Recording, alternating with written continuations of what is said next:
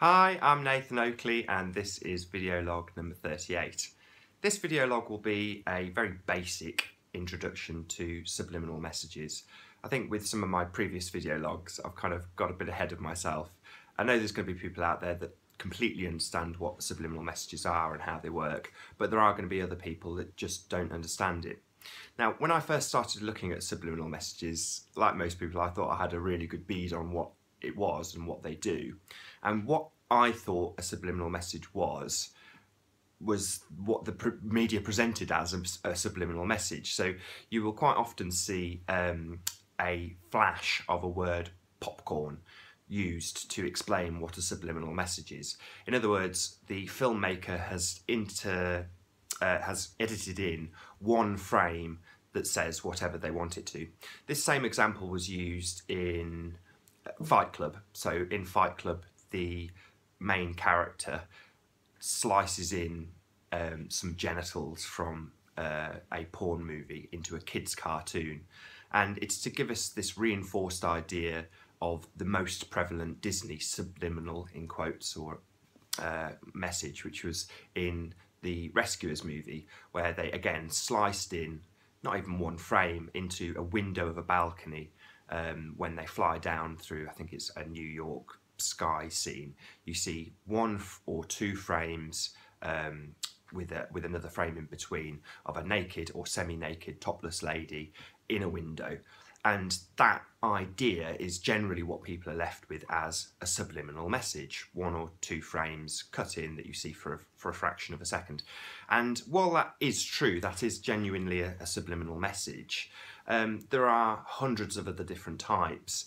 So a subliminal message, if you take it in its most literal context, is, as the name suggests, a message which you don't perceive on a general level, you perceive it on a subliminal level, and that's all it really means. It doesn't have to be subtle, it doesn't have to be quick, it doesn't have to be pictures, it can be words. So while I explained spelling and how putting words together and the Oxford Dictionary changing the meanings of words or the importance of words or the descriptions of words or deciding which are and are important, this all links around how subliminal messages also work. But starting with the basics, so what we've got behind us is Peter Griffin at his birthday, and it's early on in the show. He's really excited about having his birthday, and the very first present he gets from Joe Swanson, the guy in the wheelchair, is a globe. And the globe is not a good gag. It doesn't get a laugh. It gets referenced later on when they're at the boxing match and Lois Griffin has been turned into a boxer. Now, while I appreciate there are plenty of male boxers, it's kind of not Hollywood, but a TV way, a subliminal way of sort of changing gender roles. Now, that is also a subliminal message, but the most clear example of a subliminal message, because we're on a Flat Earth channel talking about Flat Earth deception, is this behind me. So we've got Peter getting a globe right early on in the show.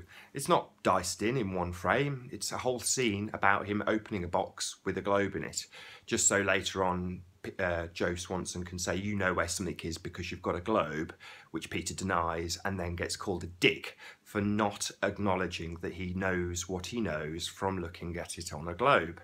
So this is a very good example of a subliminal message in a cartoon, an adult cartoon at that.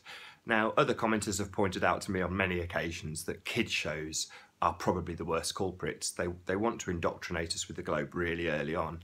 So, you know, if you've got children, just pay 5 minutes of attention to what they're watching and you'll see this sort of stuff far more prevalent. Kids don't know to even give any of the information they're taking in a second thought. We generally don't, and will on occasion notice things, but only on occasion. It's the same with other commenters who have said they just can't watch TV because it feels like the TV is talking to them. Now, in a general or metaphorical way, TV is talking to you. So is the internet and so is the radio. But it's talking to us en masse with subliminal messages, like Peter getting a globe as a present. It's not subtle, but it works beautifully. If you can reinforce this globe idea every single time you turn on a TV, every time you hear a song and they sing about being all around the globe, you're having that idea reinforced subliminally. I've been Nathan Oakley. I'll see you in the next video.